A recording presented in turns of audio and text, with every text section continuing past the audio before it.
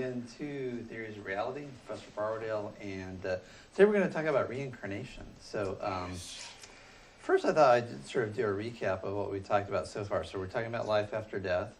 We've talked about the materialist version of immortality, cryonics, the idea of freezing the dead for later reanimation, and then we talked about near-death experiences, which seem to offer at least some anecdotal evidence for, and even some experimental evidence for life after death. But the problem with the evidence is that there are other explanations, and the cases which defy traditional materialist explanations are anecdotal. So when we talked last time, we were talking about how you might design an experiment that would prove that these near-death experiences were real. And so the idea is you take a person, you stop their heart, and then you introduce some sort of stimulus, like a visual stimulus, which is something that's easily more. It's more. I suppose it's easier to verify. So the person's eyes are shut, or they're taped shut, or if the person is unconscious and we can see that their pupils are fixed and dilated, we know they can't see anything. So if they actually report seeing things going on in the room, that would be some evidence that, as one of the people in the video said, that the brain is not the producer of consciousness, but it's the receiver of consciousness, and that mind and brain are different. So if you're having conscious experience when you're unconscious, when your body is dead, when there's no brain activity, that shows that consciousness must be something different from the brain. And the skeptical arguments against those are that all these experiences are caused by the dying brain, by neurons randomly firing, by the secretion of certain brain chemicals that happen during shock, that dull pain, that cause feelings of euphoria.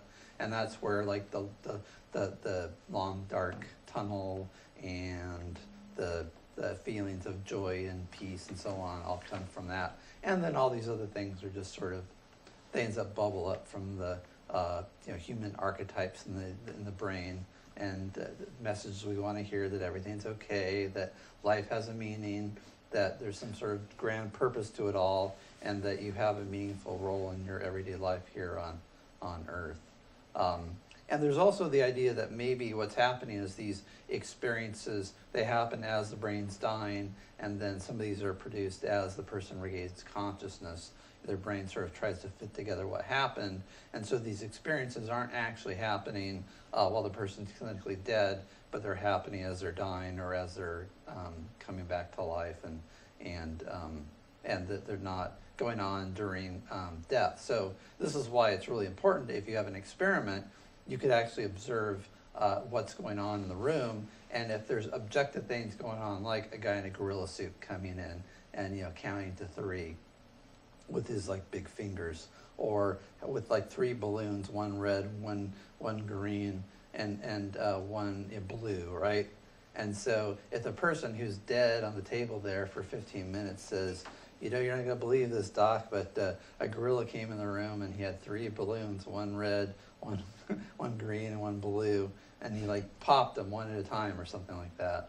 And I suppose there might be sound there, and but the person's dead, right? So, but you might want to just stick with the visual stimuli, because sound can travel, and maybe so there's even here there might be alternative explanations, right? Can you think of like what might be going on?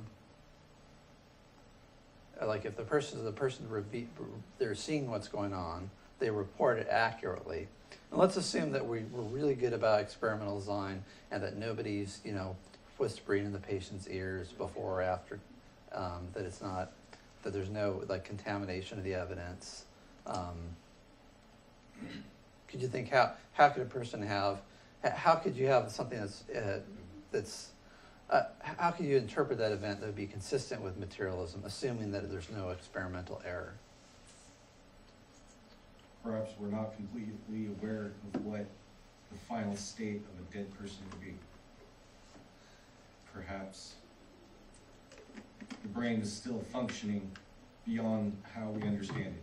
Great, yeah, and it seems like that, you might say that like the monitors we use for the brain, you monitor like electrical impulses, and maybe our equipment isn't good enough to see that there's like some sort of residual activity going on that we can't measure, so. It was kind of like the microtubules and having the quantum fluctuation still being a form of consciousness.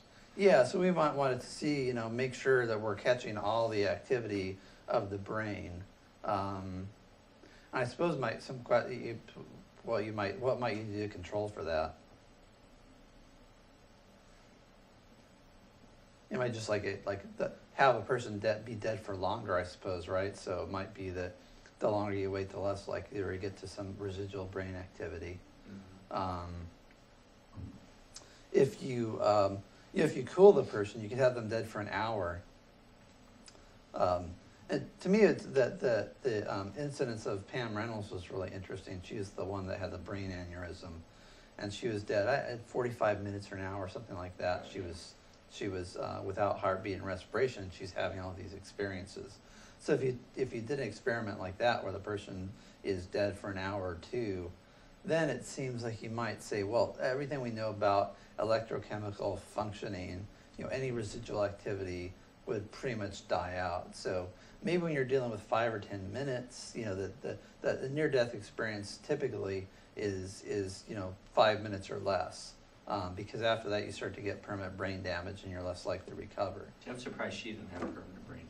So what they did with her is this new experiment in low-temperature medicine, which was talked about in the cryonics video, right? So remember there's that guy, he's like, it looks like he's in standing in front of the Brooklyn Bridge or in Chicago or someplace. He's wearing like these giant gloves and gesturing with his hands. And he says, someday we're going to be able to work on the human body without it running. It's like, and he says it's like working on a car. Like when you're trying to do operation when the person's alive, it's like trying to work on a car with the engine running. So he says, what you got to do is shut the engine off and fix it up and then turn it back on, and says someday we'll be able to do that. And this, that video was like that done in I think it was shot mostly in '95 and produced in '96. So years later, like in the 2000s, lo and behold, they're starting to do that, and that's something that's done today in extreme cases like an aneurysm. You saw like a big vessel that blown up like a balloon, and when there's like blood going through the brain, you can't just go in there start slicing and dicing. So they stopped her heart and cooled her. Well, first they cooled her down, put her in anesthesia, cooled down her body, stopped the heart. And so it's kind of like, food in the refrigerator, right? If you put the meat in the refrigerator, it doesn't go bad as fast. Well, you take a human body, you cool it down, not to the ice point because then you get ice damage, but just above the ice point, you can preserve the tissues, and that you don't get cellular breakdown for a significant amount of time. Like that kid, do you remember how long that kid was in that frozen lake? A few hours, I think, because it took him a while. What's that? A long time. Yeah, but that's a frozen over lake, so it's the water is like probably like something like 35 degrees Fahrenheit or something. So that's really cold water. And water is very it's not like air. It's a great conductor of heat, and I guess deconductor. I don't know what the word is for it, but so if you're immersed in water, it keeps you at that temperature for a long time, even better than air could do that. So he was really cold, and so for a few hours without oxygen, your brain would be just fine. They warm you up and start your heart again. So you might do this with a person and see whether they can report what's going on in the room. Now here's an interesting question: why hasn't anybody done an experiment like this? Because you need to kill someone to do it. Oh, you take somebody so who would be a good volunteer? You might not get a representative sample, but this is, and you're probably not going to get a large sample either. But I can think of some candidates who would be good for this experiment. People that have heart attacks. Yeah. Aneurysms, same as like. Yeah, people with like life-threatening illnesses. Yeah. Right. So they're already at death's door. Maybe a person with terminal cancer might want to volunteer. Death row inmates, maybe. Yeah. You offer them Now that might be politically, it might be difficult, but you might offer Are you legally allowed to communication. do an experiment like this? What's that? Are you legally allowed to do experiments like this? If they consent now, yes. So in states with doctor-assisted suicide, I think it would be fine. But you have to have a terminal illness. So I think probably if the experiment was done, it would be with terminal patients with some kind of terminal illness. So it's practically it's possible. There'd probably be a lot of public outrage and blowback from it, maybe. And any other reasons like why you had like the Pim van Lommel's doing his experiments that were published in the Lancet, that was a while ago, and just basically collecting reports from people. And he has all it to me like if I was like a brain scientist and there's also the guy Hammeroff, the anesthesiologist who's working with Roger Penrose, and so you have people that are doing these experiments, but there's not a lot of like rigor and control with them. They're just like basically trying to figure out when the person's doesn't have any brain activity, and then they're asking them questions afterwards, but they're not doing the stimulus thing. One of my thoughts is that there's like two camps of people. So there's true believers, and then there's the skeptics. And the skeptics aren't interested in looking at this because they just think it's silly. The idea of a soul or spirit is seen as like superstitious nonsense, and they're like hardcore materialists, and they're not interested in doing what they consider to be pseudoscience. They're like the guy who, the British guy who's doing, who was part of mainstream cryobiology, who's preserving the rabbit hearts, and says, the cryocysts, for whatever bizarre, imaginable reason, have this requirement to be immortal, and there's the other guy that studies the frogs and says, basically, everything we know about science is the damage is too bad. So those guys are convinced that I think cryonics doesn't work. And I think the British guy in particular, his objections seem to be more philosophical than scientific. And he thought the idea of wanting to live forever or to live longer than normal human lifespan was bizarre. And so he had no interest in it. He wants to just, and he said he doesn't even want to extend life, which also seemed strange because that's a lot what modern medicine does. Mm-hmm. He says he's just interested in quality of life. He's not interested in extending how long a person can live at all. So I think there are a lot of people that think, well, when I die, my soul goes off to get the good place, hopefully, and I'll be in heaven with God and everything will be cool. And I'll cross over to the other side. And they're like committed to that belief. There's other people that think that's a bunch of nonsense and the soul doesn't exist. And to study such things is a waste of time. Why does it have to be a soul? And why can't it just be a part of the physical world? But these weird phenomena happen and we don't know why that happened. So there, it gets kind of weird talking about like the soul. If you think about the soul as being part of a physical theory. I'm saying it doesn't have to be the soul. It could just be some weird phenomena that happens with consciousness that for some reason we can have perception of it. Okay, well, so there are people in between like Roger Penrose that say that the soul is a primitive concept of something that actually exists. So that's that, and some people, and this is like falls into, but I think that most of the skeptics will say that's basically pseudoscience. You're dressing up in medieval concept and scientific terminology because you really want to believe that you're going to live forever and that you have this ghostly mini-me that lives inside you. And then instead of talking about the soul, you want to talk about coherent quantum energy and use some stuff from quantum physics to try to prove your belief in the soul. And even though you don't want to call it a soul. I would just say then just do the experiments, and then if it proves it wrong, then okay. Yeah, and I think that the big thing is like nobody so the true believers are already convinced, so they're not likely to do the kind of rigorous, objective, controlled experiments that are necessary. There's also a question of like social resources, and most scientific funding comes from the government. Increasingly, you're getting private investment, but typically it comes from the government, and they're a reflection of society and also like government interests, and not connected with like helping people necessarily. Well, so there's also like the church and state thing, but I think that government funders are nervous about funding certain kinds of research. So that's the problem. Academia is broadly speaking secular and liberal and skeptical. So the academics themselves, the people that sit on funding boards, aren't likely to approve anything like that. So it's just it seems like unless you get some like the Elon Musk of near-death experiences comes along and funds some research that really wants to prove things one way or the other, we'll just be left speculating. I did see actually something like that. There's this new, some new organization. A lot of rich guys are coming together and they're like, well, we just want to prove that this wacky, weird stuff that we hear about all the time is actually true or not. And that has to do with like a lot of different things. I can't remember the name of it. I gotta find it. There's like a wealthy guy in Nevada who used to fund some of this stuff. I'm trying to remember his name now.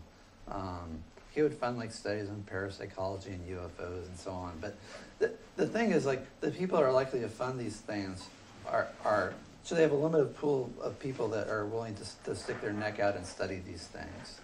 Like there was a guy at Harvard, a psychologist, that would do like hypnotic regression on people that thought they were abducted by aliens, and he basically got drummed out of Harvard for doing that. So like academia, in some ways, is very liberal, in other ways, is very conservative, and very intolerant of like ideas that are seen as fringy or wacky. So there's that. So there's a limited number of people willing to stick their neck out and publicly like put together some project. And also, like the type of people that do tend to be the true believer type, who maybe don't have the best scientific training. And so you get, and we'll talk about this with reincarnation studies too. You get people that have all these amazing stories, and you're like, wow, that's really amazing if that really happened. But then the question is that really happening? Who's vouching for this? Well, it's some guy that really believes in reincarnation, and his career is about talking about reincarnation. Or the parents of a kid who has these amazing experiences, and the press are knocking at their door wanting to talk to them, right? So people like attention, they like fame, they like money. And so people have all sorts of incentives to either make things up or to try to preserve their beliefs that they're special, that the world isn't just like the humdrum straight road of, boring science, that there's some sort of, W.K. Clifford talks about a tinsel splendor, which, adds a spark to life instead of just like the dull, straight road of truth. So there are all sorts of psychological and social incentives to believe in the fantastic, and so that's something you have to guard against. And the people who study these things tend to be more of the, ooh, wouldn't it be cool if this is true, or there's more to life than we understand, and that's what makes life interesting and worthwhile.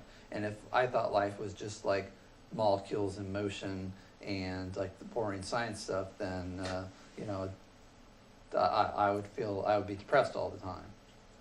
And then there's also this idea of people wanting to believe in life after death because they don't like the thought of death. And so there's fear of death is thought to be one of the reasons why there is a belief in an afterlife, universally across cultures, that you get in their development, you get this belief in the afterlife, and it seems to be motivated in part by this kind of survival mechanism. Once human beings get more,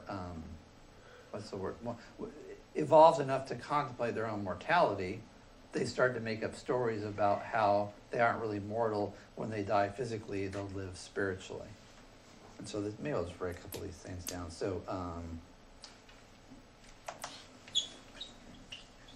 one point about near-death experience.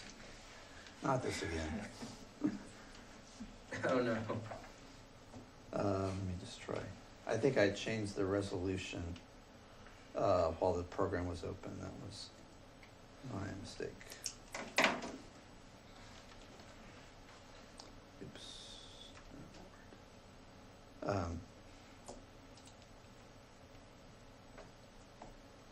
think it would be good. So, one thing about the near-death experience experiments also,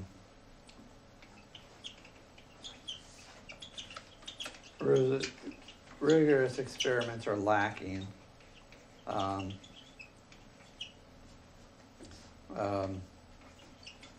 People fall into skeptic or true believer camps. And that's tough, this sort of polarization and people that there's nobody in the middle with an open mind that says, well, this is really interesting. This is sort of like where, even I talked for over an hour to the author of Life After Life, Raymond Moody, who's wrote the first book on near-death experiences, at least the first popular book.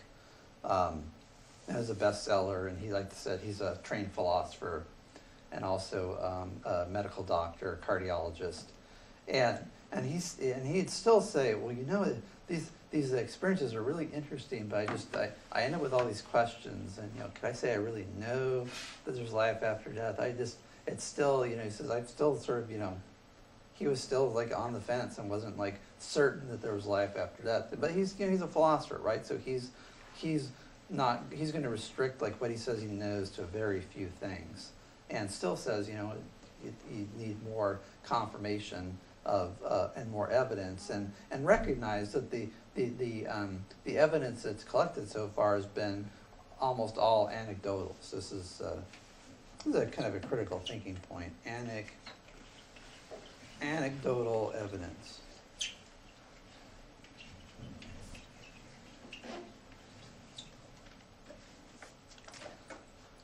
So people have all kinds of experiences. So this is you can have so there's inaccurate or biased reporting,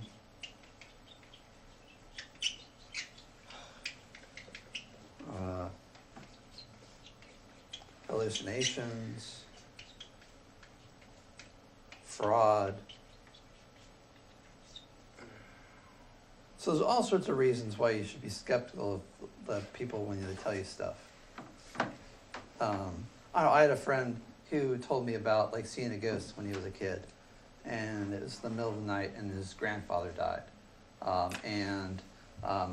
the bunch of people came over like really late, knocked on the door, were there like downstairs talking, and he was watching through the stair railings of people talking about something, and he couldn't remember what it was, and he goes back to bed, and he's laying in bed, and he sees this sort of blue glowing figure of his grandfather like sitting on the edge of the bed, just sitting there, and is kind of freaked out about it, and then like ends up falling asleep, and wakes up the next morning, and they tell him his grandfather's dead. And I'm like, that's a really startling story, that's really interesting. And so as I think about it, okay, well that's it could be that it was a dream, right? And he says, but it didn't seem like a dream. I felt like I was wide awake and I was terrified, and then I fell asleep. And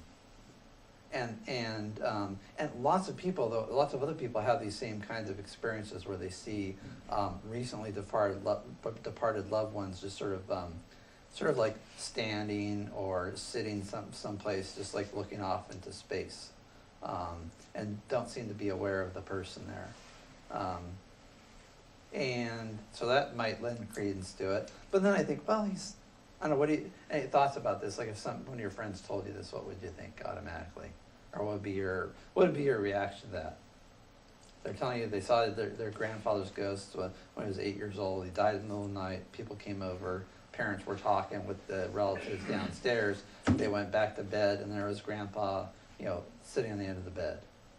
Somebody told me about an alien they saw once, if that kind of compares, or like a spaceship. But I mean, that's not necessarily after death.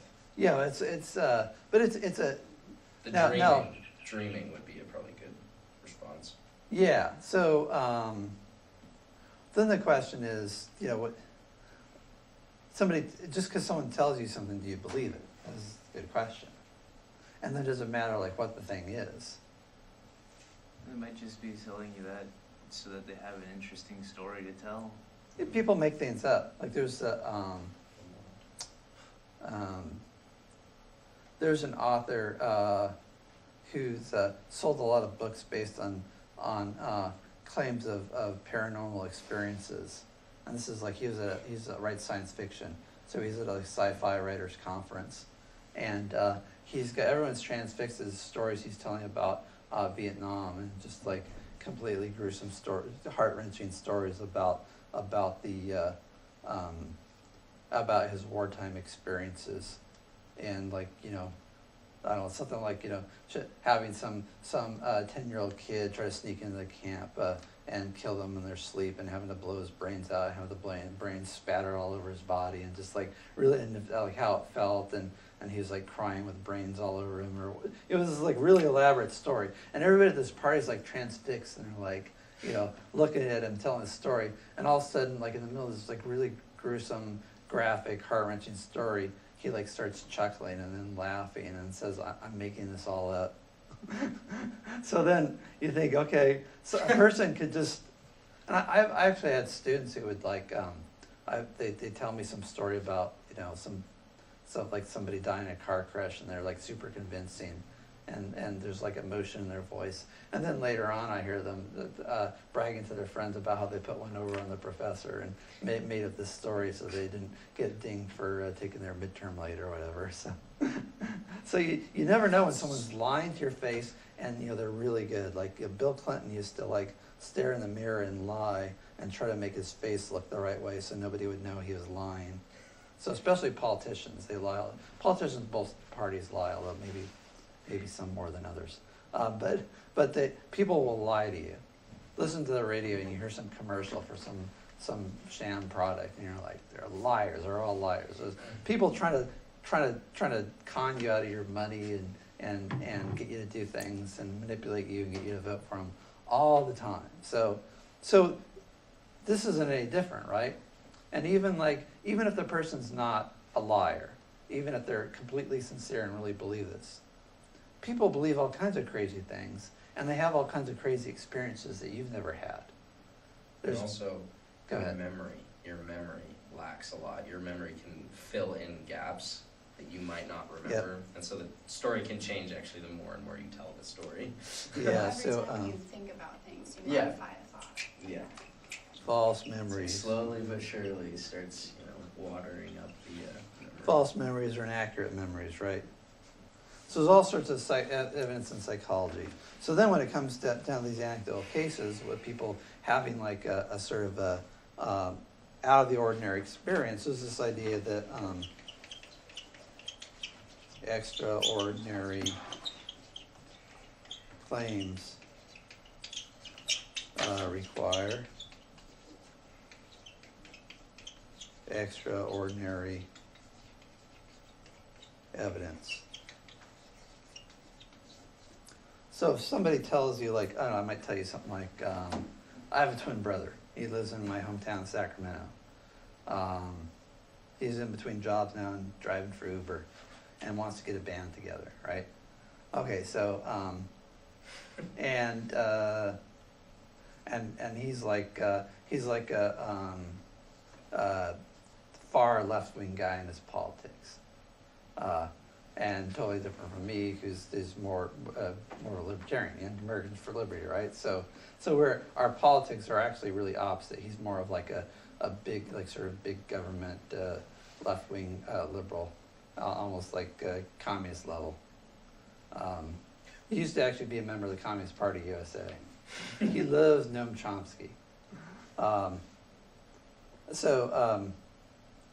And likes reading like continental philosophy, which I regard as being pseudo-intellectual nonsense, except for Nietzsche. Nietzsche's all right, but most of the stuff he's reading Husserl and all these phenomenologists, and I think it's quackery. So we're like really, really different, even though we look the same, we talk the same. We have some of the same taste in music. So I tell you all this, and then would you say Bardell's lying to me, or are you just making it up? Given the circumstances, probably because of what you were just talking Maybe in about. the context, yeah. Context. If I was just telling you this casually before class or something like that, so somehow twins came up and I said, well, I have a twin brother. Yeah, you His name's Julian, right? And I tell you all this stuff about him. I tell you I'm 3 minutes older than him, that maybe he's had a hard life because when we were kids, my parents would put like numbers on our toys to keep them. So my parents believed in private property. So they were like, what do you call it, like moderate Republicans, but they believed in private property. And so to make sure that like each kid has his own toy and knew that it was his toy, and if one got broken, it was his toy that got broken, they'd buy them in lots, right? And so they put like, my toys would all have like a little number 1 on them because I was the firstborn. Julian would always be number 2. So maybe that caused some like subtle psychological effects where he's always number 2. That his life hasn't turned out as well as that might have. So if I told you all this stuff, would you say, oh, Bardo's, I don't believe any of that, like he's put me on? Or do you, like, under normal circumstances, you'd probably say, oh, it's really interesting. But if I told you I was abducted by aliens last night, or that I saw a ghost, or that I'm able to levitate, but as soon as somebody looks at me like that, I can't do it. I can only do it in private. Then you like be skeptical, right? Or you see David Blaine. Oh, you see David Blaine. He's a street magician, and he does this levitation bit, right? So he and he does like in public, and he does these specials where he's just sort of like raises off the ground like about this maybe this much, right? And when you look at David Blaine, what do you think? Oh, it's a trick, right? No, that guy is magic. Yeah, you think, oh no, he really can levitate. You think it's a trick. You might not know how it's done, but you think it's a trick. Why do you think it's a trick? Why don't you think you can actually levitate? Well, it's because of this. Extraordinary claims require extraordinary evidence. So if something happens out of the normal course of your experience, you're justified in being skeptical about it. So when it comes to life after death, seeing ghosts, reincarnation, even these near-death experiences, it's something that's out of the ordinary. It's something that says you can see without having eyes. You can hear without hearing ears. That you can be dead and have experiences. That's pretty amazing. Those are pretty amazing claims. And it steps outside the bounds of normal everyday experience and the science that's based on that. So this is why maybe some skepticism is warranted. So this is why anecdotal evidence only takes you so far. So when we talk about reincarnation and people remembering these things, you're justified in having a healthy amount of skepticism. So that's the limits of anecdotal cases. And then, let's see.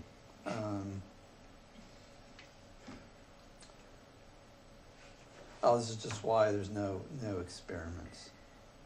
Most people are not in the middle. This is with a lot of things, that people are convinced one way or the other, and they're not open to changing their mind. And the more you believe something, the more entrenched and invested you get in it. So imagine like somebody that's got like a ministerial degree, for example. So I remember in graduate school, there was quite a few when I was at Syracuse, there was quite a few ex-ministers there. There was one guy who used to be a Pentecostal preacher. There's another guy who's like, I think, studied to be a Catholic priest. But they never finished their degree. They dropped out and they went off to grad school in philosophy. They're a bunch of damn atheists. If you get if you're have a degree in ministry and you're like teaching at a Christian college, or for example, there's all sorts of social and psychological reasons why you want to hold on to your beliefs, and nobody's going to convince you otherwise. And there's lots of beliefs that are like that, but particularly like political and religious beliefs. They're things that really are caught up with your identity and your values and so on. Anyway, this goes a little far afield of these near-death experiences. But the main point about these the near-death experiences is it's primarily anecdotal cases, some things that might make you scratch your head and say, "Wow, I wonder if that really happened that way, the way people report it. If it did, I'm gonna have to rethink my views on mind-body if I'm a materialist." But it's not scientific evidence, and it's not definitive evidence of life after death. It's just something that might make you scratch your head and wonder. And at least it's the sort of evidence that should make materialists uncomfortable. Other thoughts on the near-death experiences or on the cryonics? We didn't have much time talking about the cryonics. did think about one thing, how we would try to test the experiments. If we wait longer for them to be dead over a longer period of time, all the people in the who had the near-death experiences, they seemed to get bored of just being in the room, and they all floated up. So maybe that experiment wouldn't work so well. They That's wouldn't a be good around point. to see the gorilla man. Yeah, I remember that one woman said, you Just know, missed it. I was watching all this stuff, I'm like, she said, I think she said, I'm out of here. She's like not interested in hanging around. Or the uncle pushed her in the pool or something. Well, that was going back. So Oh, yeah. initially and people have these sort of out of body experiences, but people under hypnosis have these kind of experiences too, where they feel themselves, or even like people who aren't dead, but who suffer like a shock where it doesn't look like they've, so this is, I mentioned this, the OBEs. So these are out of body experiences. And these are things that people have without being in medical distress. Sometimes it's caused by medical distress, but there's no evidence the person was actually under cardiac arrest. I've heard of someone that I knew, somebody that knew, how they could do that during their lucid dreaming. Mm-hmm. Like outside of his room, he could leave his room but still be sleeping and be able to see himself sleeping, and then be able to go and walk on the roof of his house, but then he would always come back after he woke up. So here then, the question is like, what could the person report things? Hmm? Sorry, nothing. Oh, could the person report like what happened? You know, so like people say they can leave their body and go, fly around, but could you a person had these experiences? Could you report like what's Yeah. going on in the room next to you or something? Yeah. You get, again, this the experiment idea. But at least this shows so like two things. One might be that it shows like these, how would you say this? Like the near-death experience is the only thing that gives people these experiences. And this seems to fit with more of the idea that might be a hallucination. Because if you can have out-of-body experiences without actually being dead, it seems to throw a monkey wrench into the theory that when you die, your spirit leaves your body and it's a real experience. Because you cannot be dead, and your spirit can leave your body. But you also might say, well, maybe your spirit can leave your body at times when you're not dead through practice or whatever, or reason we don't understand. Or how can you observe a hallucination if you are dead? How can you observe anything? So I mean, like. But so the question is, I mean, there's a couple of things. One is like, how can you have like the kinds of experiences that people have, like with sense organs, right? So why are you seeing things when you're a disembodied spirit? How can you perceive? I mean, that's why I say, like, if you are hallucinating, and let's say it was purely hallucination, you weren't actually auditory or visual, it was just all in your head. How could that still be possible if there was nothing going on in your head? Because, I mean, all the reason that you do hallucinate is because your brain's firing in all different areas that it usually doesn't like to. Right. So I guess that the idea is that as you're dying, you have this experience, as your brain's shutting down. And it's kind of like when you have a dream, sometimes the dream might seem to last longer than the actual dream. So a dream might just last like, I don't know, like a minute or something like that. Or, but maybe it might seem like a long time, like it goes on. Like I had this dream when I was a kid that I was like fencing with this like German guy with a monocle and a hot air balloon. Nice. And he stabbed at me. I ducked, and he hit the balloon and started like losing air. And of course, physically, like this is like a giant dirigible, so like a little poke in the hole isn't going to cause it to leak. But yeah, I'm a kid, right? So it lurches forward, and we're going down, and I fall out of the dirigible, and I'm like watching like the crops, like and this like cropland. I'm watching the ground coming closer and closer and closer and closer to me, and I'm falling for what seems like a really long time. And then I hit the ground, and it turned out I'd like rolled out of a bunk bed and like fallen like, I don't know, like 6 feet down. Damn. And it was face down on the ground. Well, like this whole dream probably happened as I was like headed towards the ground. even though it seemed like the dream took a long time, it was probably just like a second, right?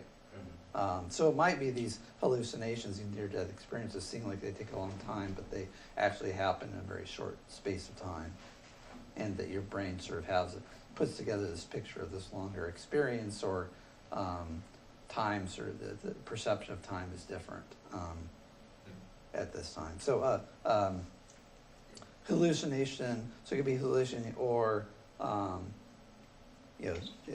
spirit. Leaves body when you're not dead. This is the whole thing about like astral projection. Again, you could do an experiment, right? Have somebody that says, "Oh, I can leave my body and I can just float around and spy on my neighbors or whatever." People make these claims, and you say, "Okay, well, we'll just we'll get together with your neighbors, and they're going to be doing something." And they might be doing any number of activities, and if you say, "Oh, they were you were playing Scrabble or something like that," and you can guess better than chance, then it would seem that you might have to verify the claim. My guess was that it would be a total wash. Some people are really good at cold reading too. So I mean, there's all sorts of ways to kind of that people that make claims of paranormal ability can pull the wool over people's eyes. There was a academic unit at Duke University that studied parapsychology, and it looked like these guys they would they would study like ESP. They would hold these cards and see if people could guess what a random pattern of the card. But the card were sort of like they weren't all the way. You could actually see through the card; it was held up in the light in the right way. Or there was one guy, I think they thought he was reading out the reflections of the experimenter's glasses, right? There's these big black patterns that you could see, like a squiggly lines or a square or a circle. And then they went out to these seances, and they were like, these are guys who are like PhDs, so you don't, and guys in high mucky mucks at an elite university. And they were all fooled by these 2-bit hexters that would do seances and do things like, they would like put their foot against the experimenter and then this woman, she'd slip her foot out of her shoe, and the person thought that their foot was next to her foot, but she'd take her foot out of the shoe and then like rock the table and do other stuff to make them think it was the ghosts and the spirits. And so these things, like Harry Houdini was part of these experiments and went along with these academics and basically exposed all these charlatans and hucksters as the frauds they were. But these academics are totally taken in by it. So it just shows like you can be really, really smart and be taken in by kooky theories and con men and women and so on. Damn, David Blaine, though. Now I saw, like, he did this street magic special, and I saw these girls, and they were like watching him levitate, and they were talking, did they really believe it? I don't know. They were talking to the camera, and they thought he had some sort of special spiritual powers, and they were totally convinced that it was real. Some people believe anything, I suppose. Yeah, man. I don't know. I've seen just some weird stuff that's like, how can you explain it? Like, okay, he does this one where he just shoves a rod straight through his bicep, but then he like starts pulling on it. He has people touching it, being right up next to it, pulling on it. It's pulling through his skin. And then he pulls it all the way out, and then there's just no hole. I don't know. Magic gets me. Once the weird thing is, once you know the trick, you're like, oh. Yeah. It's like, That's the whole point of like the magic, is you can't. It's a thing you never would have thought of that makes the best magic trick. This is true. Let's talk a bit about reincarnation.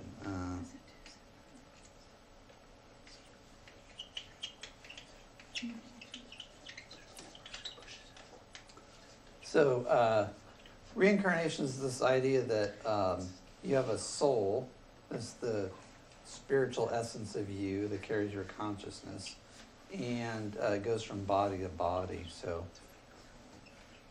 this actually goes back to Plato, the philosopher Plato, or really Socrates. Let me open this.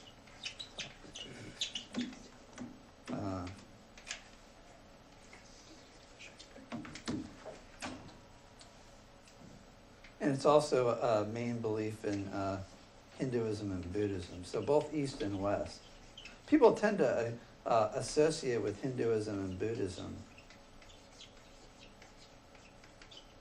But it's also like there's a big tradition in the West. It sort of got crowded out by Christianity, which doesn't believe in reincarnation.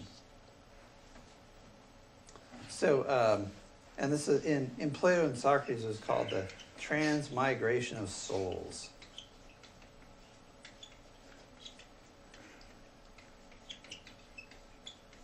And then in the West, it was sort of imported into the West in the 60s. There's this big, the countercultural movement, the peace movement, people looking to explore, their themselves, and you get like people, dropping acid and wanting to like create a new society. They're tired of the stultified and structured and rigid society of the 50s. There's free love, and it's all sorts of stuff going on in art and music. And so a big part of that was this interest in Eastern spirituality. And so you had like the Beatles, had their own guru. And people started reading books on Buddhism and Hinduism and getting into transcendental meditation. And so a belief in reincarnation is something that sort of took off.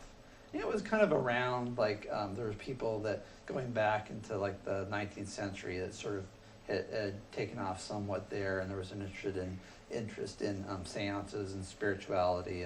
But really in the 60s is when this belief in reincarnation really took off. But it's a very old idea, and a belief that is the mainstay of Hinduism and Buddhism in India and the Far East. And so the idea is that you're an immaterial soul, you go into a body at birth, maybe before birth, and then you grow up, and then you die again, and then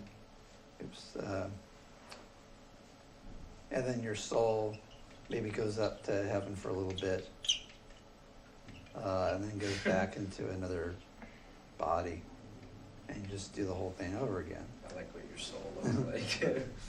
Sort of, ball of light or something, right? Yeah. So, so then the question is, like, if you have, so here's the adult person. Suppose you have, like, maybe, I don't know, you have the caveman. And maybe we have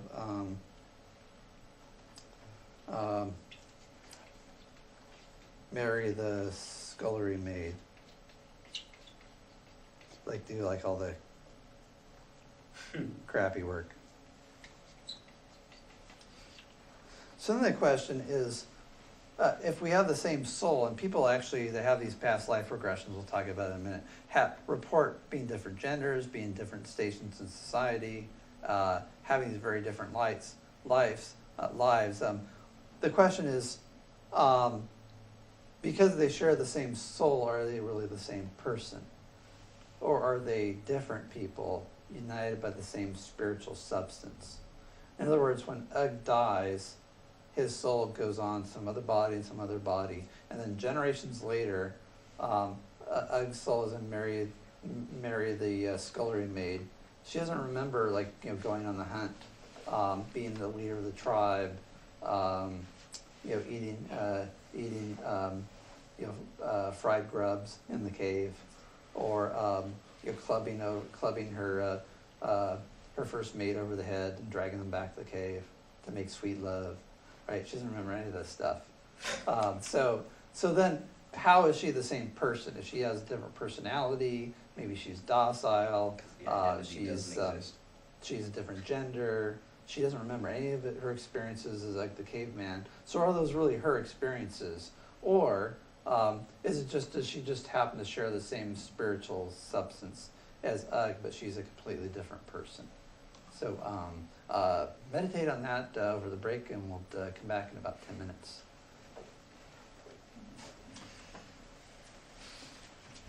Hold his breath for a second.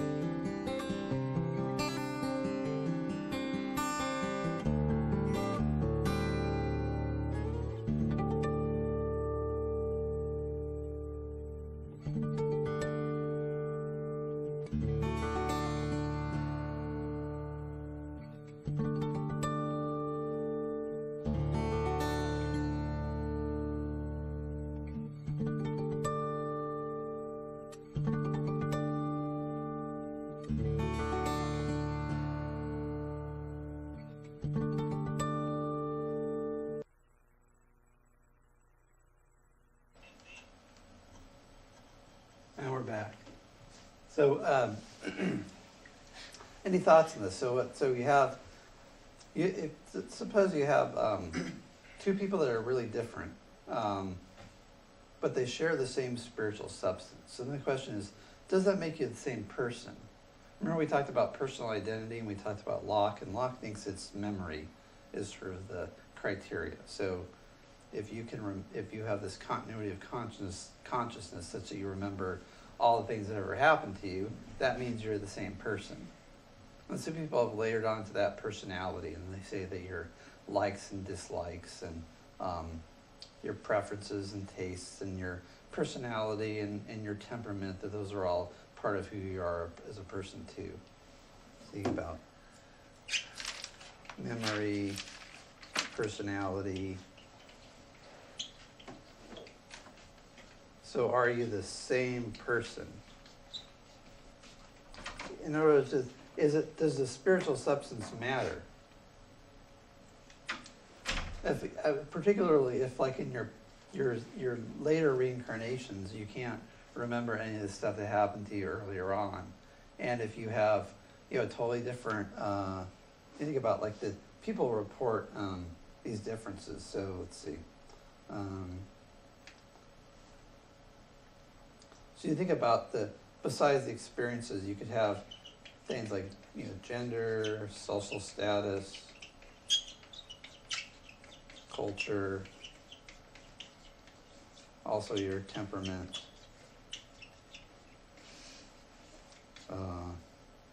your likes and dislikes. And some of these things may be the same, but many of them will be different. So you think about the things that you think about that make you the same person. Some people might say, like I suppose you could put race in there too. And your genetic heritage. And so all these things can be different it seems, at least in principle, if it's a different body, same person. You think about all the people, the culture is also the age, right? The age in which you exist, whether you're living in prehistoric times or medieval times or modern times. And maybe I'll just mention about this past life regression.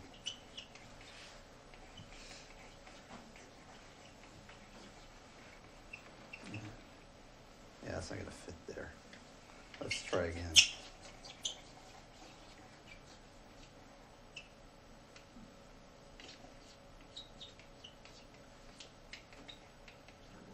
So in past life regression, they use hypnosis to, that wasn't much better. They use hypnosis to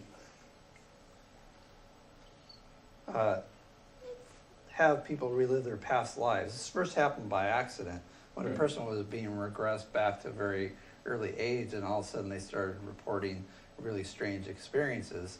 And the conclusion the person doing the regression is they've gone back to some former life. So they talk about, like, being a kid, or they said, and somebody got the idea, okay, you're an infant now, and go back farther, and all of a sudden they'd say, they're in the Old West on a wagon train, or in ancient Egypt, or all sorts of different places. People report being all these kinds of different places, different stations in life, different social status, and having very different lives, being a different gender.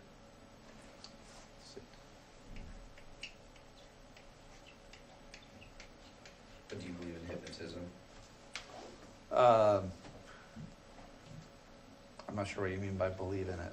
Like, is it a fact? Are they actually capable of hypnotizing people? So hypnosis. Oh, so I think the hypnosis is the phenomena of hypnosis is pretty well proven. Okay. Yeah. It's a way of accessing the subconscious mind. You get the person in a certain state of relaxation. Right. You can monitor their brain waves, and they look different. And it's very similar to the brain waves of a person just before they fall asleep. Mm-hmm. And so they're in this sort of twilight phase where they're open to suggestion, And so if you take a person under hypnosis, you get them into a deeply relaxed state, and then you regress them back, they can sometimes remember things that they couldn't remember before. So people with like lost objects can sometimes remember where they put them. People with trauma sometimes can remember traumatic experiences that they've repressed. So you have a person who was, there have actually been cases of people who, like, say they were attacked, and they're able to like recall the license plate of their attacker. They like saw it, they caught a glimpse of it, and they can only remember a few numbers, and they've gone under hypnosis and they can remember the rest of the plate. So there's some good empirical proofs that it works.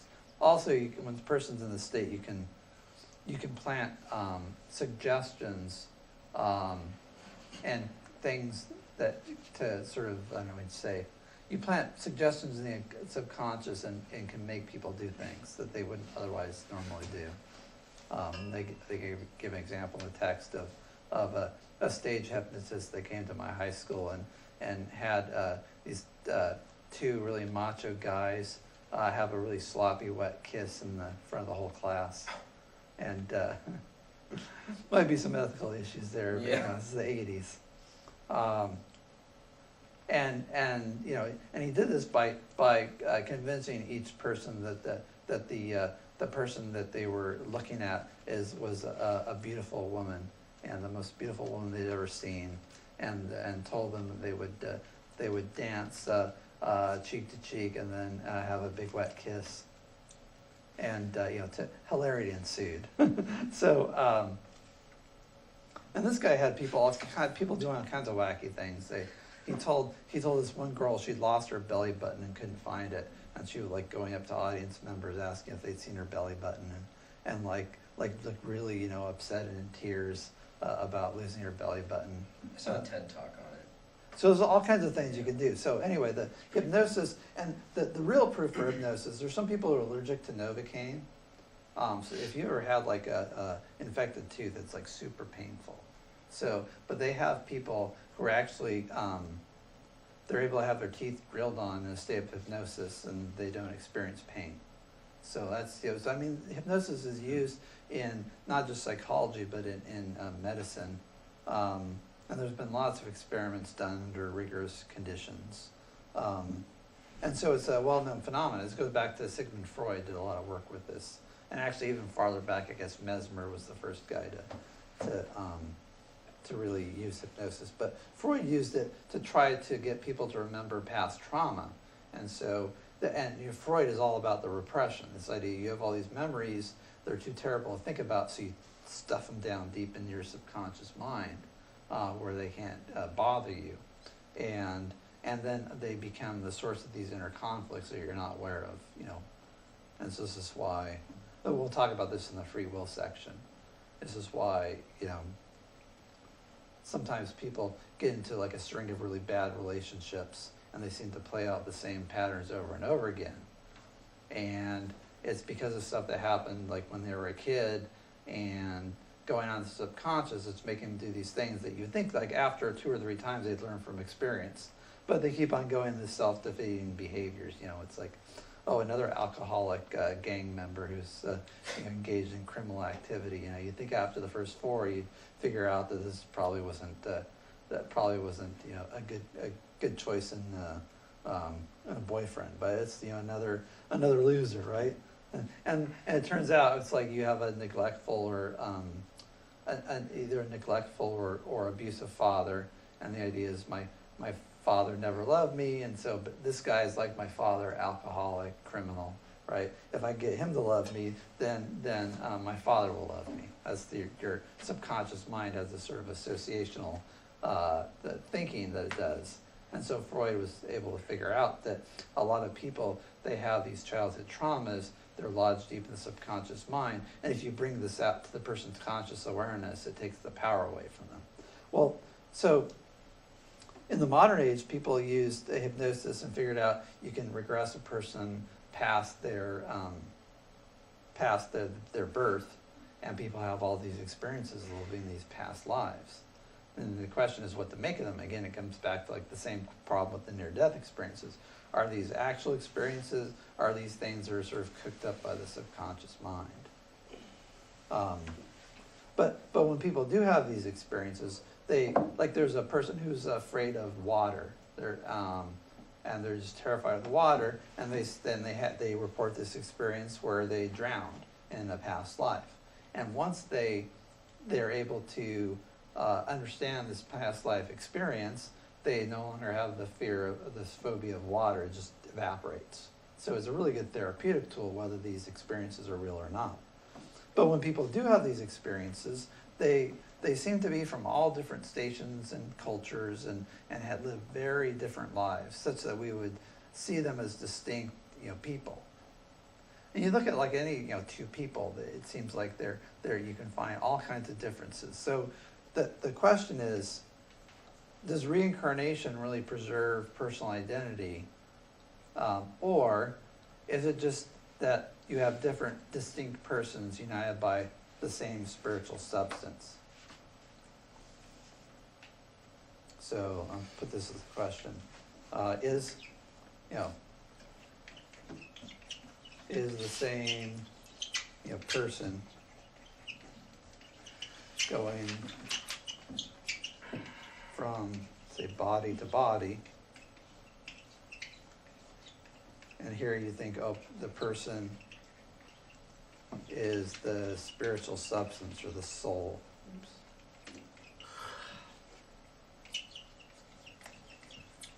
Kind of watched a show about this stuff yesterday. All right, hold on. So let me finish this question, Okay. and I'll let you go. So is it the same person going from body to body, and is the idea that the person is the spiritual substance or the soul? Is that who you are? You're an embodied soul, or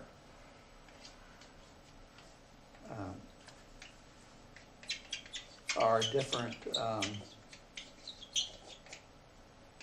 persons just united by the same spiritual substance, meaning they share the same soul?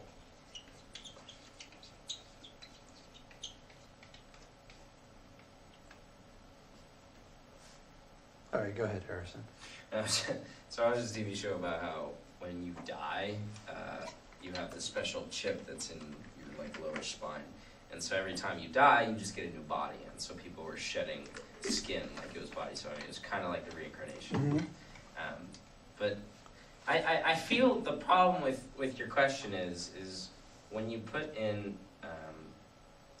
let's say the spirit is what binds us together through all these lifetimes. I feel like that also includes a lot of other speculations about spirit that may be false, and that this is the only way I can prove it. But I mean, if it is true and the identity isn't real, the identity doesn't exist, and we're all just, the universe trying to attempt consciousness, I mean, who's to say that any specific event that you have isn't special? It's not like an identity.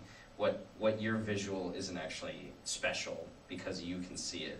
It's just a perception of the universe. And so, I mean, why couldn't you have that an infinite amount of times if it's already happened randomly? Yeah, I guess, and it seems like what you're pushing is kind of like an anti-realist view of personhood, that persons aren't really real. In a sense. And so, let's assume for a minute, and we'll get to that because the Buddhists seem to have that kind of idea. And how that works with reincarnation is a complicated question, but people like in the United States, they take this reincarnation theory and they want to marry it to a Western idea of the immortal soul, and the idea that you are a soul. Maybe you've always existed. Maybe you were created at one point by a god, and then you as a person, which is your soul, go from body to body, live all these lives, and each time you go through this wheel of pain, you learn something. And all these experiences sort of, are cumulative, and you become wiser and more advanced and move up the ladder wisdom and morality, and you become a better person each time around. But then the question is, how can you? Another question that emerges is like how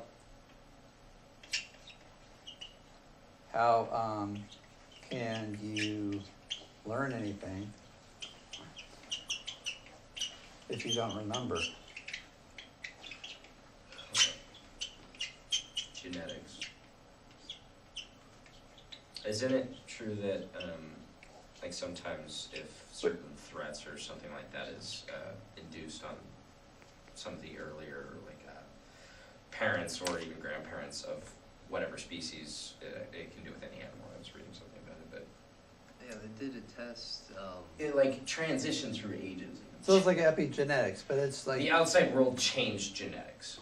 That's the whole thing. Yeah, so it's changed called- how it works. yeah, so it's called epigenetics. So this is kind of like Leo Lamarckianism. Remember Lamarck, this guy who like his idea is you cut off the tail of a rat, that the rat is more likely to have rat babies without tails. And people laughed at it and said it was ridiculous, and now it's just sort of like you get this coming back again, that maybe there's some genetic story that involves that. Now, notably, like that how's that going to work with reincarnation, right? Because all the learning happens at a soul level. Your genetics, you're not the person that you're reincarnated to. Seems like there's no genetic relationship between them. It's all just random. So this goes back to this part about like memory and the soul, right? If consciousness and memory resides in the spiritual substance, then your genetics, your heredity, and that stuff's going to matter.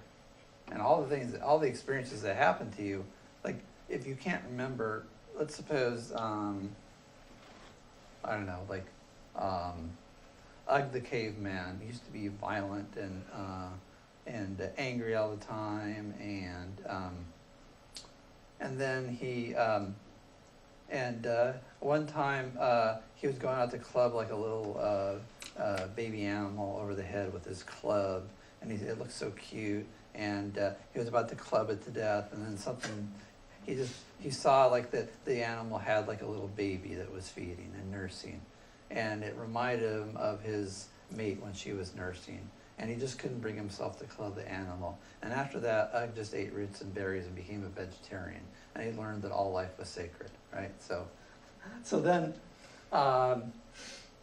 moving along like the chain, like is that life lesson that's like happening in his brain? That memory of that pivotal event is it's not accessible consciously to any of his successive incarnations, right? Mary the Scullery Maid doesn't remember that. Spaceman Spiff doesn't remember this pivotal event. So are all his like future incarnations going to be vegetarians, or maybe one would be like a mercenary soldier? Yeah.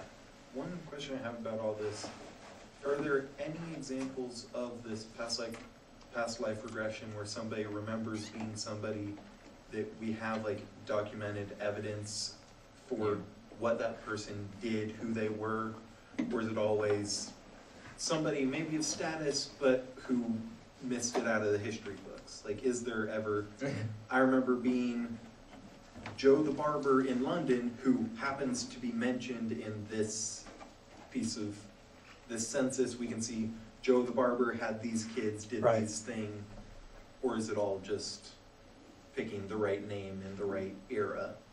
So as it turns out, like there's lots of people that make claims about amazing things that people remember that they couldn't have known. But again, it's like, so you get reincarnation researchers who want to prove reincarnation is true, and then they tell you the stories about things they've discovered. And they do like interviews with people that claim to remember things, and then the people tell them like, here's what I remember, and here's what happened, here's the proof. Like there's a kid who thought that he was like, he actually thought he was some relative, some former relative, like his own grandfather or something like that. And yeah. Yeah, just on that note, I can almost wrap my mind around this. So long as the people that I would be remembering share genetic makeup with me like I was one of their ancestors, possibly some sort of Yeah. a genetic imprint handed down from Mhm. generation to generation. So that might be like a naturalistic explanation you're thinking of people Yeah. having these experiences? Like that's nature's reason. But people have things that go back, different cultures, so it's like genetic heritage story is not gonna make any sense, I think. We are all connected, right? Did Well, the egg or people the branch chicken out, come first? people branch out in different ways though, so that, not all Yeah. people relate to every other person directly. Well, so to answer your question, there are some researchers that have cases which seem pretty convincing, but then the only person, the only study of this is done by like reincarnation researchers who really want to prove to you that reincarnation is true.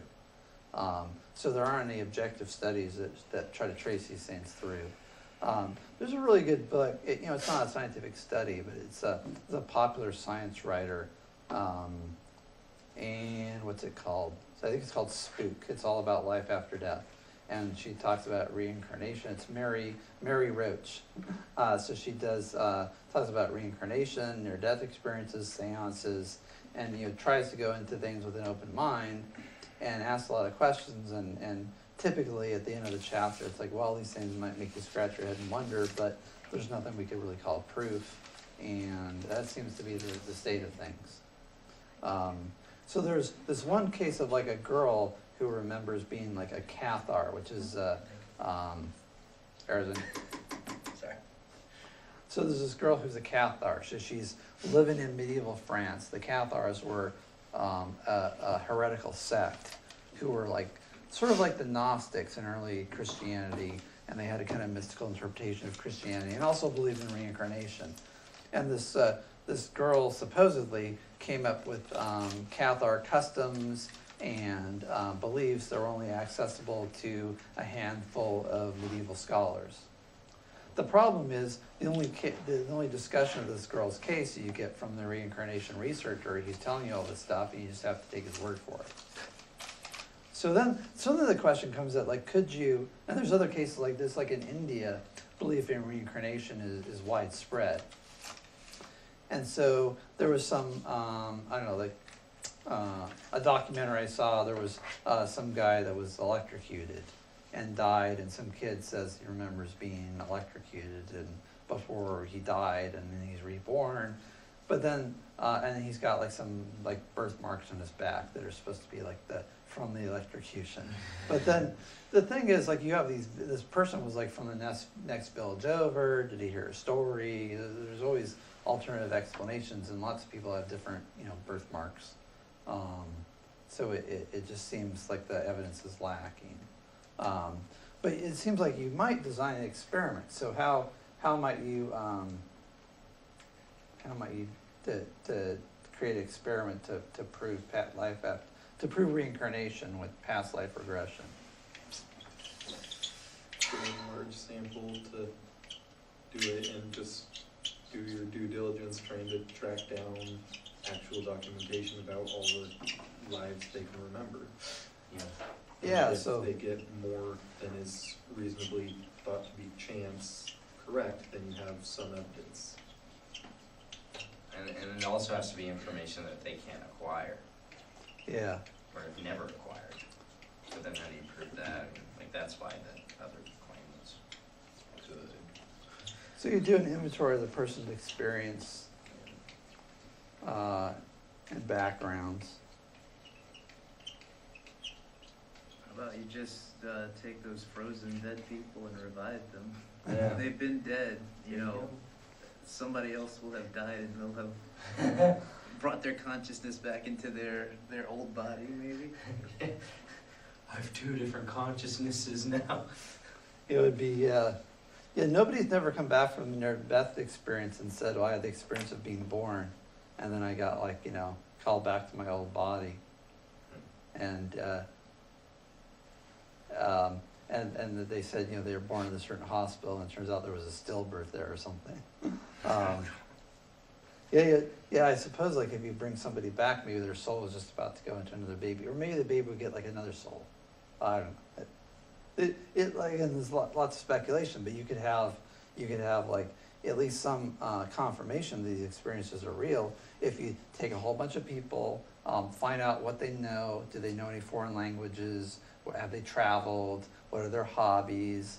You know, and if it turns out like the girl that says she was a Catholic, her hobby is reading about French medieval history, then that might be an issue, right? So, or somebody who's like an ancient Egyptian buff might have some knowledge of ancient Egypt. So you want to make sure it's not.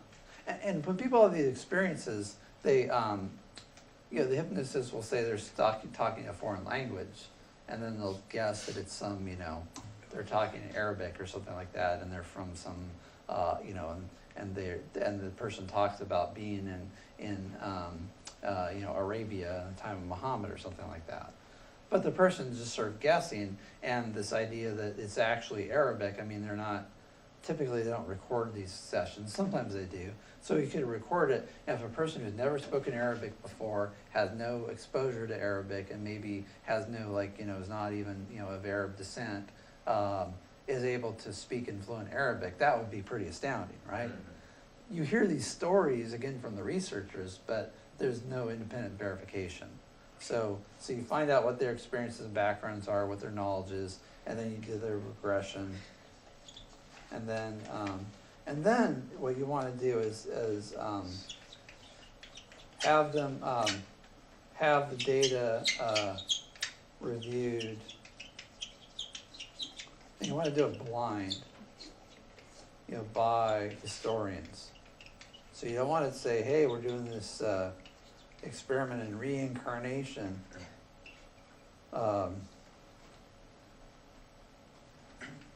Mr. Gupta, and we're going to try to prove that there's reincarnation, which you as an observant Hindu, I suppose, would be really interested in, right? So you don't want to do that. Let's see.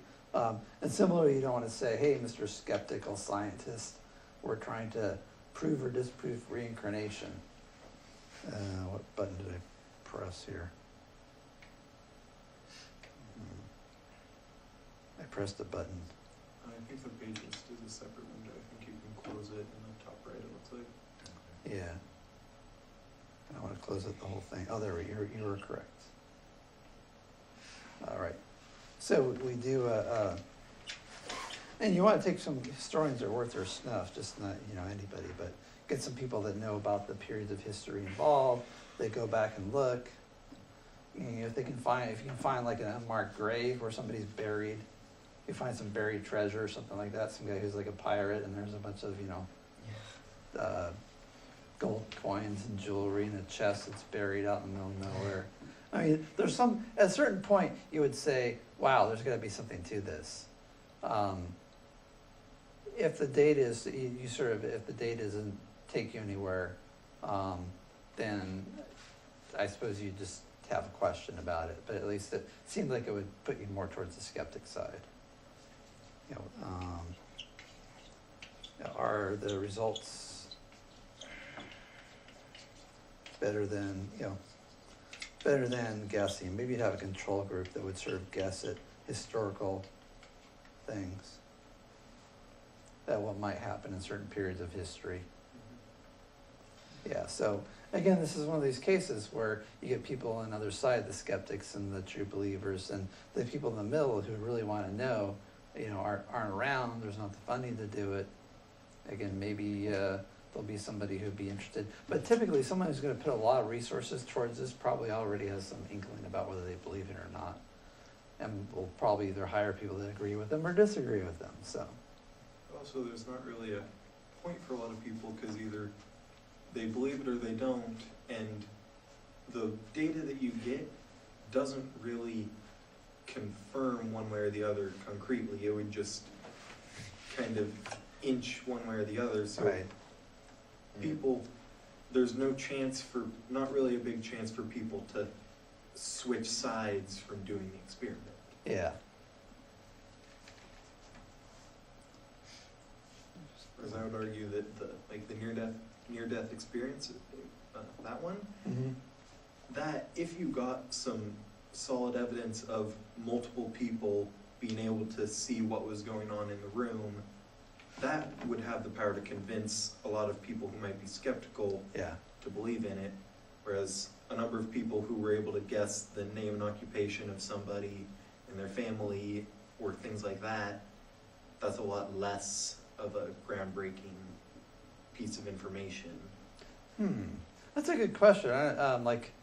I suppose it's a little more indirect, but if you found something really amazing, like, I don't know, a person, let's suppose you're dealing with something like in, like, I don't know, pick some, like, random epic, like during the English Civil War, and suppose the person says, you know, I fought in the English Civil War, I was run through with the sword on the, you know, my left side, and then clubbed over the head with a mace, and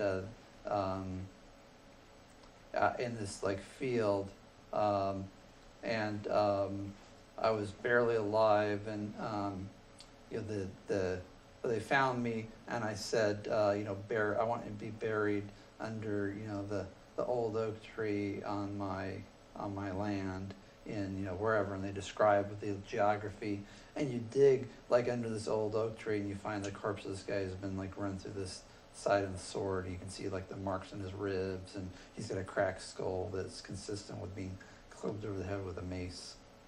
And maybe he says, like, I don't know what else, he was like a certain kind of soldier with certain kinds of weapons, and he's buried with all this stuff. Well, then I think you'd have to say, well, maybe there is reincarnation, or maybe there's some other explanation, but at least it seems like that would be proof in favor of reincarnation.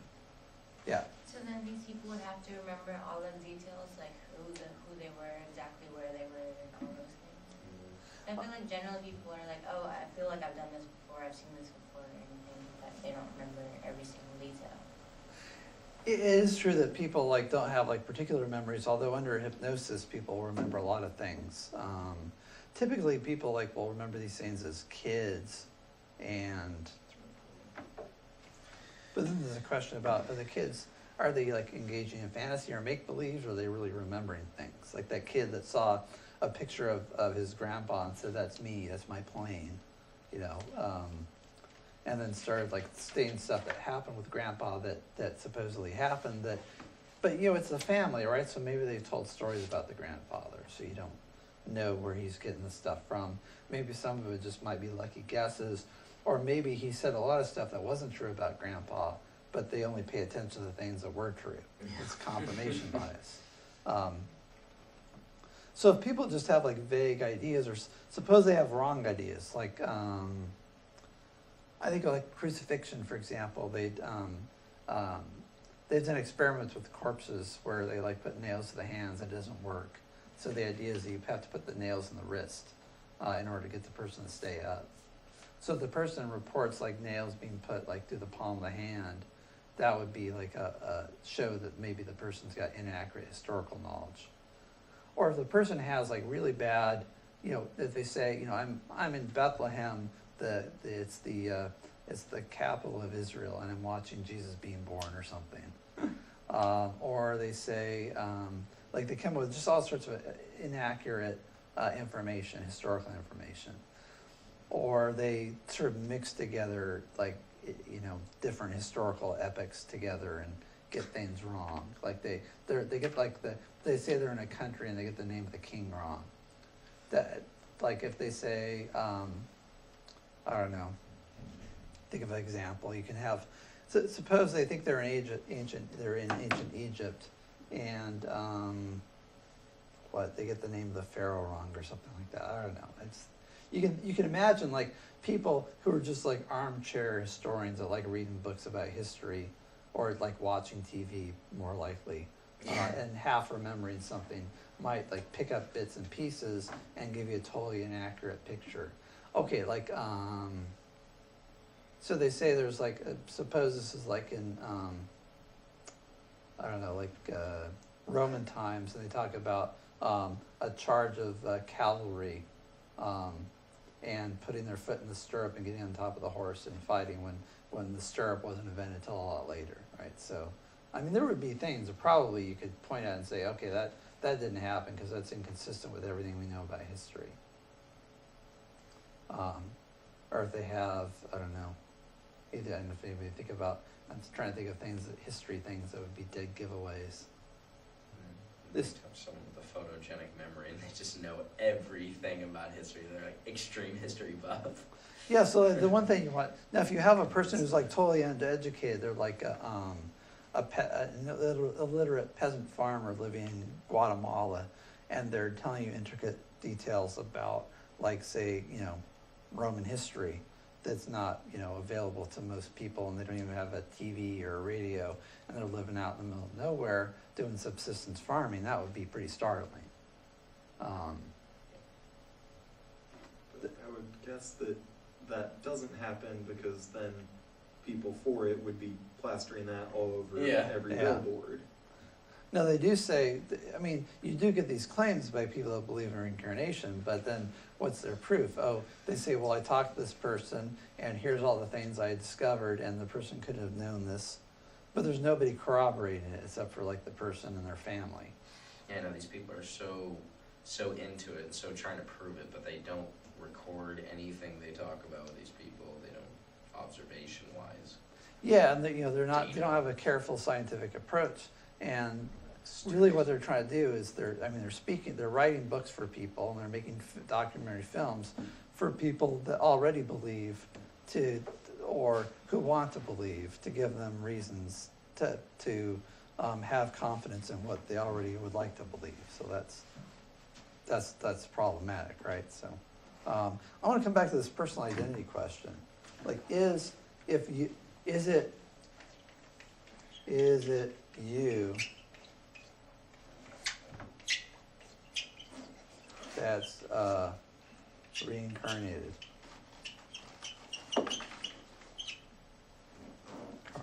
Reincarnated.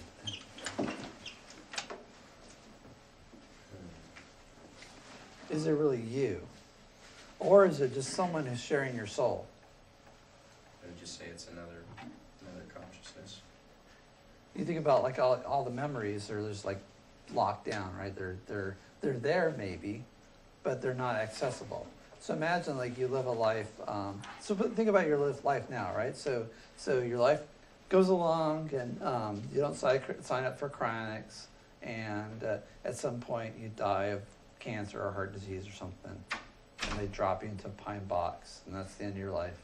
And you have all your life and all your hopes and dreams and aspirations and all your likes and dislikes and your personality and your memories, and you die, and then your soul goes into some person in the future.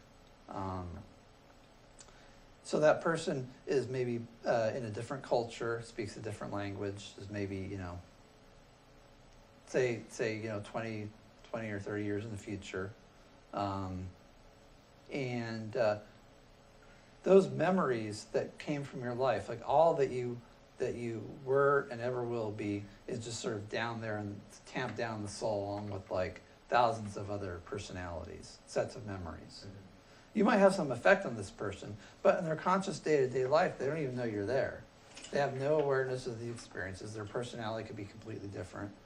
They don't have any access to your memories. So how is that you? You wouldn't know that it wasn't you. So Yeah. it would actually be you. It would be you. You just wouldn't know that it wouldn't be you. How would it be you? Because it's still consciousness. It's still you being able to make decisions. So is it your consciousness? It's still the ability to observe the world around you. I don't think it matters if it's you or not. I think it's. I don't think it is you or your identity or whatever that. I think it's just the ability to observe the world around you. Okay, but there's like, I have the ability to observe the world around me. You have the ability to observe the world around you. So. But we're not the same person. We're different people.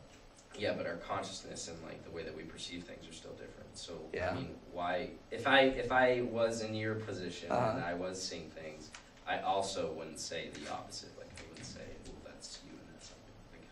Like I feel it's hard to explain. It's like consciousness can exist amongst everyone, but you wouldn't know that you were in a different consciousness. It would just be perceiving consciousness. When you say you were in a different consciousness, I thought that you was the consciousness. Well, you could say that consciousness is everyone. Like, there is no identity, and consciousness is just Okay, now we're getting to like the anti-realist position that there's no real individual consciousness. Let's stick with this idea there are individual consciousnesses and that they persist through time. That you're the same person you were when you were 10 years old, and you'll be the same person when you're 70 years old. But the thing is, if you die and you're reincarnated, is it you who's reincarnated, or is it just that your soul goes into a different body and there's like a new life there? And that new life might have some similarities to your old life, but it's not you. Then no, I wouldn't say that it is you.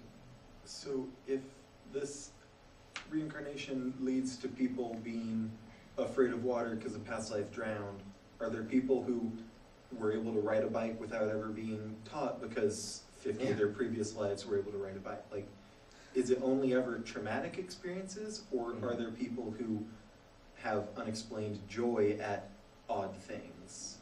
So there are people, Savants. so this is the savant, yeah, exactly. There's savants, and people said, like my mom sent me a video of some kid who's like playing the piano when he's 5 years old, like he can listen to a piece by Chopin and play it exactly, right? And she's like, see, that's proof of reincarnation.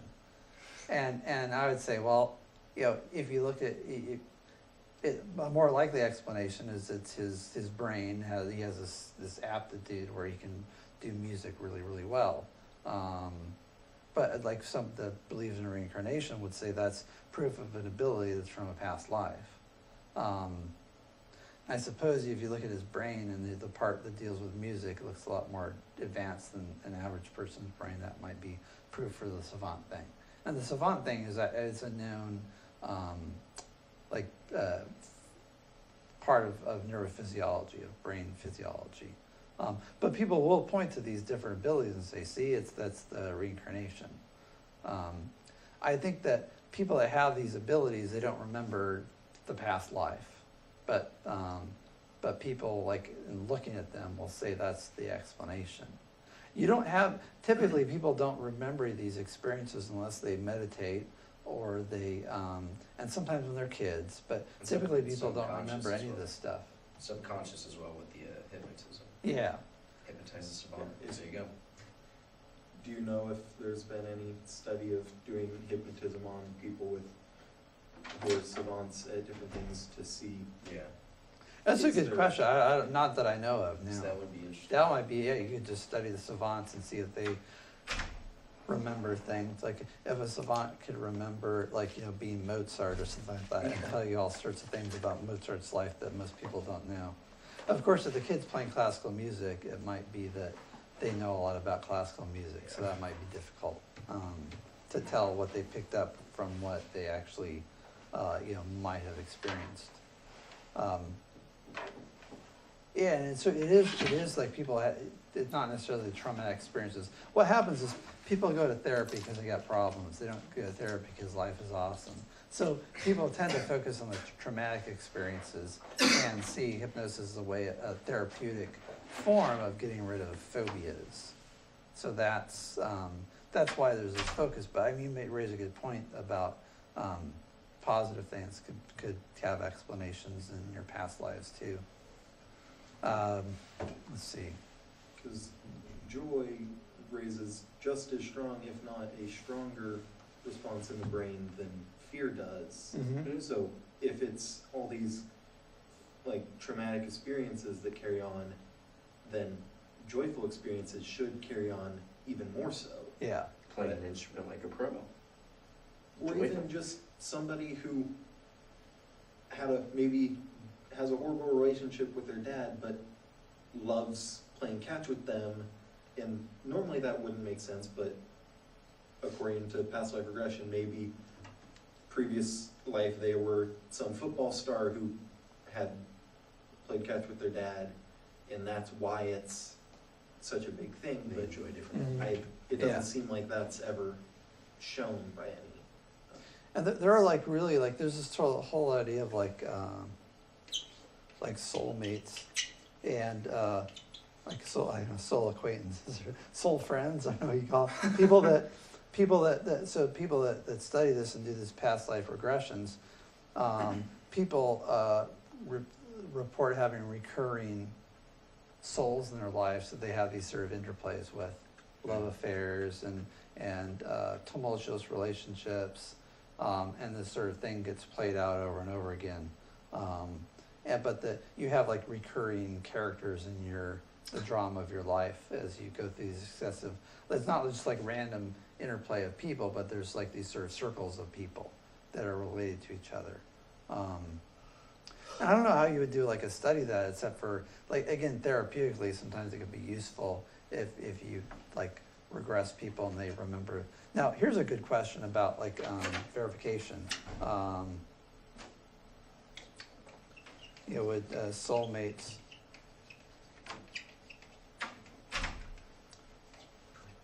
Remember the same things, have the same experiences. So, or even, any two people, do you get like people who've known each other in a past life, would they have report exactly the same experiences? Yeah, or like be in the same area. Within reasonable deviation from people. Yeah. Yeah. Just their own memories from this life. Yeah.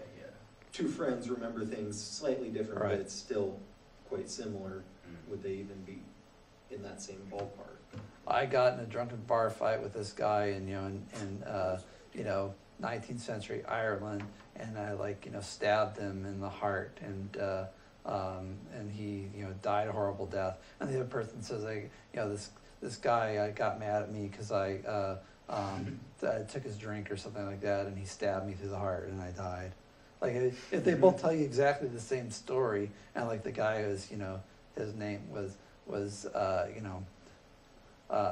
Billy McCarthy, and it was like this bar called like the Wounded Rat or something like that in Dublin. And if they give you all these details and are exactly the same, that make you think, wow, it must If be they're all something. exactly the same, that would make me suspicious, because Yeah. that points towards a rehearsed story more Sure. than anything. But Sure. And then I suppose with your sample size, there's so many people in the world, so the chance that any person would have encountered any other person in centuries is probably really small, that you get the same events being relived. Except for the soulmate thing, if this theory is true that people tend to cluster.